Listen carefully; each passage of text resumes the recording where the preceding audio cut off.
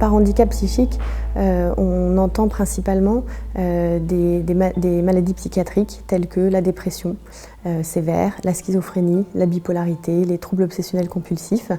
Et malheureusement, ces pathologies, on sait qu'elles mettent les personnes dans des situations d'exclusion, voire de grande exclusion. En France, 2 millions de personnes souffrent d'un trouble mental. Le handicap psychique reste aujourd'hui encore une thématique délicate au sein des entreprises parce que c'est un sujet qu'on ne connaît pas et qu'on a du mal à aborder. Le problème numéro 1 dans les entreprises, c'est le déni, c'est-à-dire des personnes qui sont en souffrance. On voit le nombre de burn-out augmenter par exemple, on parle de suicide en entreprise et par les actions de prévention, on peut apporter des solutions qui permettent de se prémunir de situations catastrophiques.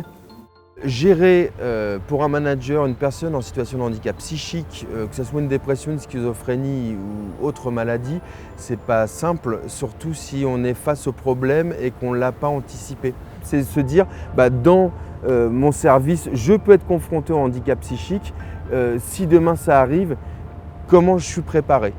Est-ce que j'ai pris des contacts avec des professionnels? Est-ce que j'ai été rencontrer le médecin du travail? Est-ce que j'en ai parlé avec ma direction? On a eu également pendant longtemps tendance à traiter le handicap psychique sous un axe 100% médical. Et les médicaments ne suffisent pas pour permettre à la personne de retrouver une place dans la société. Et l'approche intéressante du Clubhouse, et qui fait office d'innovation en France, même si ça a largement démontré son efficacité dans une trentaine de pays, c'est justement de remettre la personne en tant qu'acteur de sa réinsertion et de son autonomie. Le Clubhouse, c'est un lieu qui est tourné vers l'emploi et qui a de nombreuses partenaires entreprises. Donc pour moi, c'est la priorité. Dès le premier jour, quand j'ai franchi la porte, je me suis sentie tout de suite chez moi. Et il y a ce climat de bienveillance et de non-jugement qui sont les 2 valeurs principales pour moi du Clubhouse. Toutes les craintes, toutes les peurs, elles restent dehors. Et ici, on peut parler librement, être soi-même. Moi, avant, j'allais toujours tout droit, à fond, jusqu'à ce que je tombe. Et je recommençais tout le temps. J'étais dans le déni total. J'allais jusqu'à ma limite, en me gardant bien de dire dans ma hiérarchie ou même auprès de mes collègues que ça commençait à coincer. Donc j'attendais d'exploser ou d'imploser, je ne sais pas. Et aujourd'hui, je me rends compte qu'effectivement, il faut en parler pour que les entreprises comprennent et puissent faire un aménagement et tenir compte des troubles qu'on a. Et ça n'empêche qu'on peut trouver sa place dans une entreprise. On va essayer de créer des opportunités. Le club n'est pas un cocon où on est enfermé sur nous-mêmes. Donc on va créer des opportunités de rencontres. Donc des entreprises vont venir ou des personnes vont venir expliquer leur métier. Et dans l'autre sens, des membres vont aller en entreprise, témoigner de leur parcours et en fait un peu faire tomber la stigmatisation parce qu'on va vite se rendre compte qu'on a en face de nous des personnes qui ont des compétences et pas des malades. Et le retour qu'on a des entreprises, c'est de dire « j'avais jamais vu le handicap psychique comme ça ».